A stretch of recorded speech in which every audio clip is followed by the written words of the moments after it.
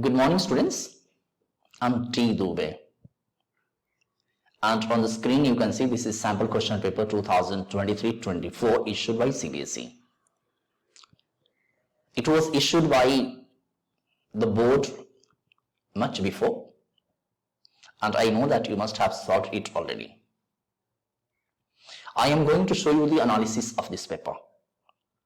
And during my analysis, I will be applying some simple, easy to do, practical and time saving approaches. If you apply these steps on solving your next paper, I assure you that your marks will automatically go up, and there will be a new level of understanding, new level of approach. So without much discussion, let us begin how you should apply or how you should approach different sections of questions. In this class, I will be discussing only reading part, unseen passages.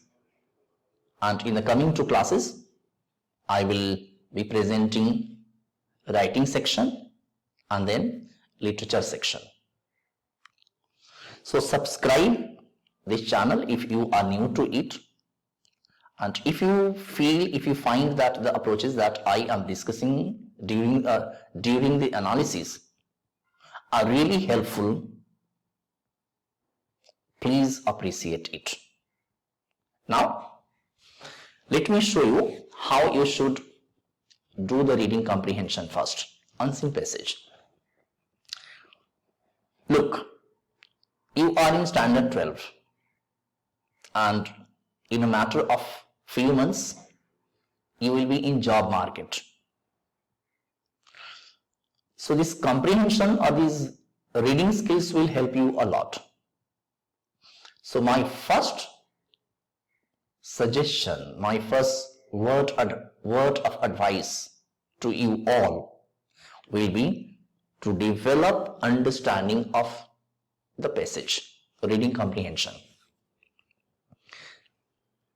Look, there are two approaches of doing comprehension. I have written in my book, Objective English Easy to Hearts, Part 1. If you wish to study that book after your final examination, you can order from Amazon. So in that book, I have written about these two approaches that I am discussing. And most students follow one of these two approaches. The first is called top-down approach of doing passage. Now what is top-down approach? Whenever you do an unseen passage, then you read it. Following that, you move to the section of questions and try to solve it on the basis of whatever understanding you have developed. In the second approach, students read the questions, underline the key points from the questions, and then go to the passage and find the relevant or specific points and answer the questions one by one. Both the approaches, whatever approach you have been adopting, is okay, as long as you are maintaining two things. You are having less time, you are spending less time, and your accuracy level is higher. So you continue with that conventional approach. But if you have been applying that approach over the years and you have remained stuck and uncertain about your results, then you go along with or adopt or follow the method that I am showing you during my discussion. So my first suggestion to you is to read the passage as carefully as possible and try to understand it thoroughly. How can you understand the passage thoroughly, very cleanly? There is an English word that is called annotate. Annotate means you underline the sentences or key points, you make marginal notes, you summarize the paragraphs in your own words, you write the meaning of the difficult words, and then you approach the question after building complete understanding. This is a long-term approach. It will help you in competitive examination also. And if you continue following it for 1 month or 2 months or 3 months, you will find that you have developed a pattern, a style of doing the passage. So my genuine, earnest, sincere suggestion to you will be to develop your understanding of reading, understanding of the passage. Let us do the same thing here also. How you can do? Now look at the given passage first, and you can see here that it is adapted, it is an excerpt from The Hitchhiker's Guide to the Galaxy by Douglas Adams, and the number of words. So it has been adapted from a science fiction. The title of that science fiction is The Hitchhiker's Guide to the Galaxy, written by Douglas Adams, and the number of words you can see is 444. So this will be the length of the passage that you will be given. Now let us read it thoroughly, line by line, and annotate it. Annotate it means understand what is given in the passage and where, and in an easy manner, in a cool manner. If you feel that English is boring or doing passages is sending you to the land of knots, sending you to the land of knots means making you sleeping, then have some milk or coffee, toffee, whatever you like, and enjoy it. Do it properly. Do not just try to go for sake of marks, for mark's sake.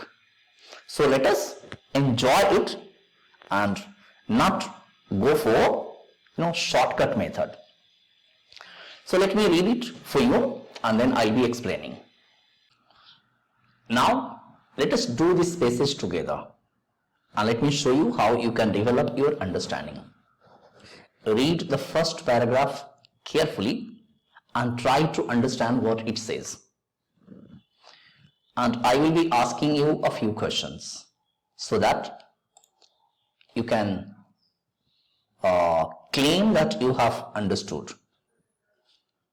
So here in the first paragraph, it reads, author lay in his cabin, still trying to piece together the events of the last few hours. He had watched his home planet of Earth be demolished to make way for a hyperspace bypass, been saved by his friend Ford, and then whisked away on a ship that was powered by an infinite improbability drive. It was all too much for him. Question number 1. What is the paragraph talking about? Answer is, it is talking about someone called author.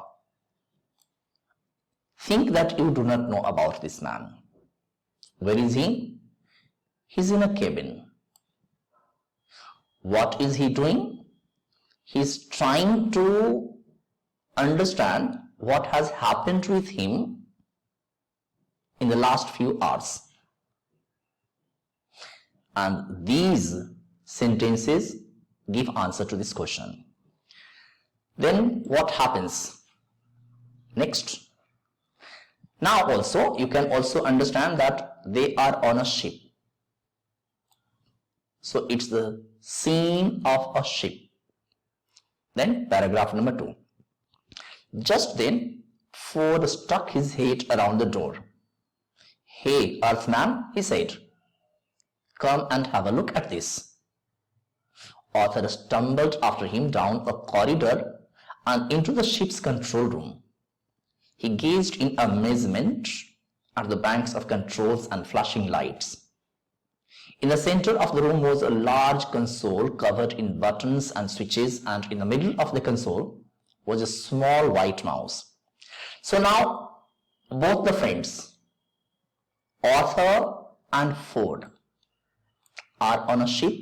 And where on the ship exactly? They are into the ship's control room. Remember, where are they? In the ship's control room. And what special thing they see?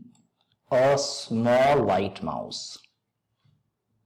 Just try to stitch together these things. So both are there in the control room of the ship and they see a small white mouse. What is that small white mouse? What's that? Asked Arthur. That's the ship's computer, said Ford. Arthur stared at the mouse. That's a computer. Note the tone here. It means Arthur is surprised to look at the computer because a mouse is functioning like a computer. Yup, said Ford. 5-dimensional, biologically based, super intelligent, and in the form of a white lab mouse. Pretty neat. So these adjectives, 5-dimensional, biologically based, super intelligent. So this white lab mouse is super intelligent, 5-dimensional. So this small white lab mouse is super intelligent. And here Ford says, pretty neat. So what can this expression mean when Ford is using all these adjectives that this white mouse is actually the ship's computer, which is 5-dimensional, biologically based and super intelligent, and then he is using an expression. So what it means? It may be asked. Okay, moving on to keep thinking, because this question has been asked. I don't know, said Arthur. I don't think I really understand anything of it anymore. Why is a mouse the ship's computer? Then Ford says, it's a long story, said Ford. But the short version is that the mice built the earth as a giant computer to figure out the ultimate question of life, the universe, and everything. And then ran out of money and had to destroy it to make way for a hyperspace bypass. So now they are using the heart of gold to finish the calculation. So we are getting heart of gold to finish the calculation. So this paragraph says that these mice, super intelligent mice, were trying to make a huge computer, but they ran out of money and could not make. Author is about to say something on this reaction, but at that moment the ship's intercom cracked to life. So here ship's computer intercom is speaking something or coming to life and voice is coming. Good evening, heart of gold, said a smooth computerized voice. This is AD. So here second character is coming, whose name is AD. Your shipboard computer. I'm feeling a bit depressed today. Would you like me to sing you a song? So far as Arthur was confused, he was thinking something about that white lab mouse and was thinking what he should say about that intelligent, super intelligent mouse. Meanwhile, another voice reaches his ears, and this voice is of AD. So who is AD here? Shipboard computer.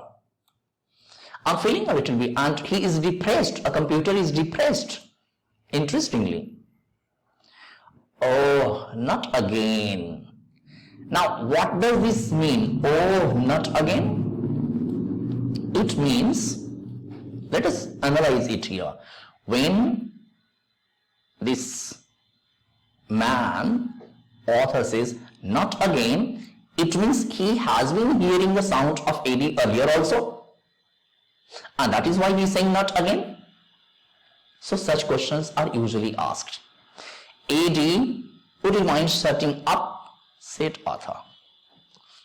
Author sighed and leaned back against the console, trying to make sense of everything. But as he closed his eyes, he heard a voice inside his head. Hello? So as he is trying to come out of this irritating voice of AD and is closing his eyes, then he is hearing another sound. This hello. Author jumped, startled. Who's there? He said. It's me, said the voice, Marvin. So the third character is introduced in the passage. That is Marvin. Now who is Marvin? Marvin, said author. Who's Marvin? The paranoid android. So this Marvin says that he's paranoid. Now what do you mean by paranoid? Paranoid means he is afraid and anxious. He's worried. Now try to make a mental picture of white lab mouse is super intelligent, AD is depressed, an android is paranoid. Now all these characters have been attributed human feelings, emotions. Okay. Now this paranoid android is talking to author. Author looked around, but he didn't see anyone. Where are you? He said. I'm down here, said the voice. Author looked down and saw a small metal figure shuffling across the floor. It was about 3 feet tall, with a round head and a body that looked like it had been cobbled together from spare parts. Its eyes were dull red, and its voice was a monotone. And what does this paranoid android say? I've been waiting for someone to talk to me for over 2 million years, said Marvin. So Marvin says that he has been there for over 2 million years and feeling depressed and thinking that he would get someone to talk to. Now, after I have explained the passage, try to connect the dots. How the passage is beginning, what you see in the middle, what you see towards the part just after the middle, and how it is ending. Let's connect the dots so that you can make a mental picture of the entire passage. Let us discuss. Passage is beginning with description of author who is in his cabin and try to think what has happened over the last few hours. He has seen a lot of things happening. Let us cut shut. Then he is laid to a ship by his friend whose name is Ford, and he enters the control room of the ship. Inside the control room, he is surprised to see many things. First of all, he looks at a small white lab mouse and asks a question to his friend. So that mouse is actually a computer, and not only computer, it is super intelligent computer. Next is AD. And finally, it is android paranoid. Now, what human characteristics, what human feelings and emotions have been attributed to these non-living objects? Mouse is super intelligent.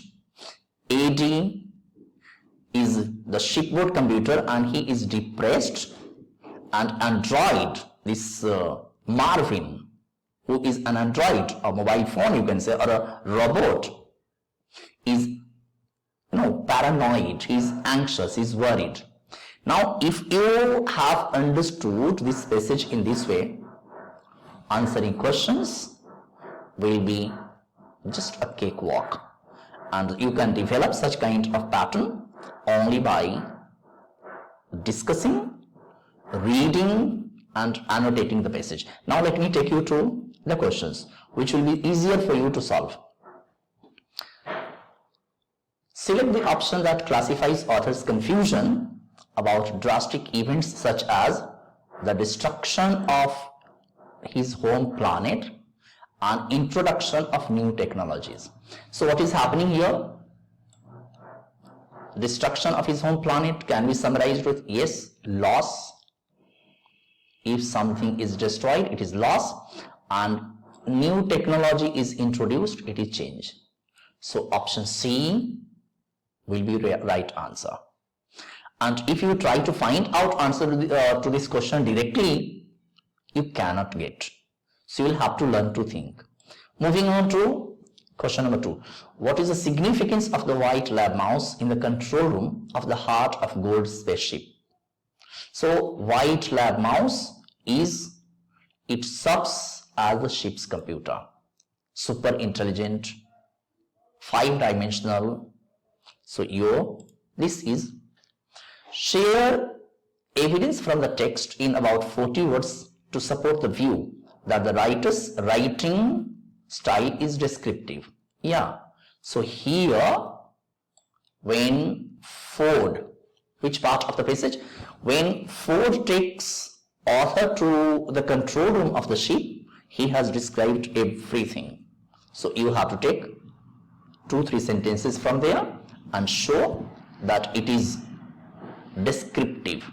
Now what part of the passage is humorous? Think about the scene where you are finding it humorous. That means it makes you laugh. I think the last part.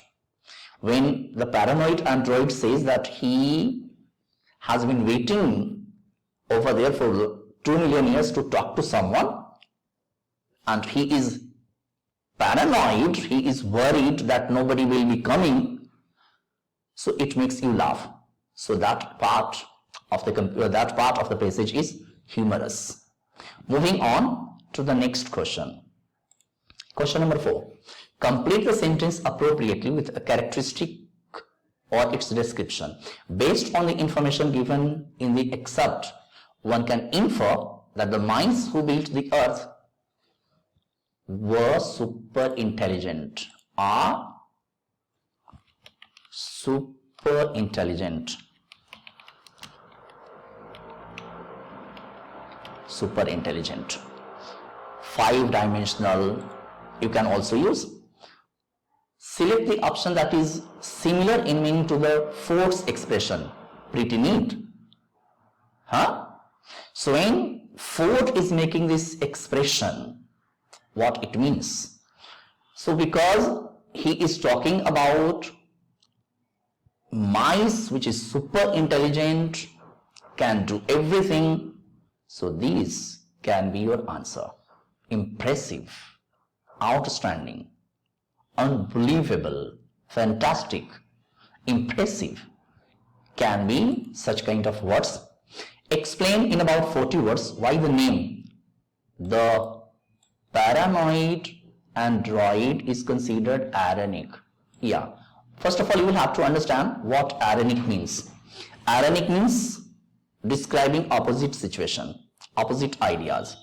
So here, if you look at these words, you can understand how it is ironic. So here,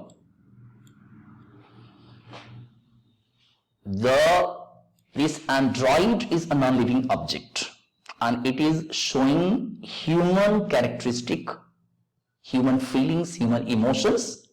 So in this way, it is ironic because this phrase, the paranoid android who has been waiting for someone to talk to and is feeling depressed, is paranoid, is ironic. Moving on to question number 7. In the line, a body that looked like it had been cobbled together from spare parts, what comparison does the word cobbled refer to? It means you can say it is an analogy based question. And if you think about this word, then you will find that so far as cobble is concerned, it is used by a cobbler who makes shoes. So as a cobbler, you have to explain it like this. As a cobbler uses different parts. Now look at question number 8 and let us understand how you can answer it easily. How does the following impact the reader even though they know Marvin is just an android? Marvin says, I have been waiting for someone to talk to me for over 2 million years, said Marvin. So if you just consider this part of the statement, I have been waiting for someone to talk to me, So as a reader, how do you connect? What do you feel? That means for last 2 million years, this android has been alone, he has been isolated, there has been no one to talk to him, he wants a company. So in this way you can say the given statement shows that the paranoid android Marvin shows the human characteristics of being alone, of being isolated, of being, in the state of missing communication in this vastness of the world. So in this way you can relate. So what I mean to say, in order to become 100% scorer, you will have to learn to think and understand. Otherwise, if you can try, if you are solving a question without understanding, you cannot be sure. And because you have some time still left to improve your understanding level, you can do. Question number 9 is also very good. Now, let us do question number 9. It is also very good and demands your lot of thinking.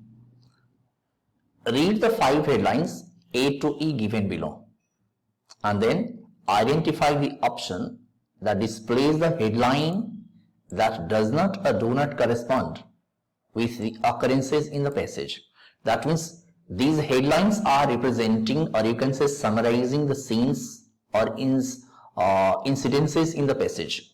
So some of the headlines may do, some of them may not do, and you have to club them together. You have to put them together. So let us see which of the headlines will be the suitable one. Humanity's journey witnessed by a depressed robot. No. Humanity's journey witnessed by a depressed robot. It is not.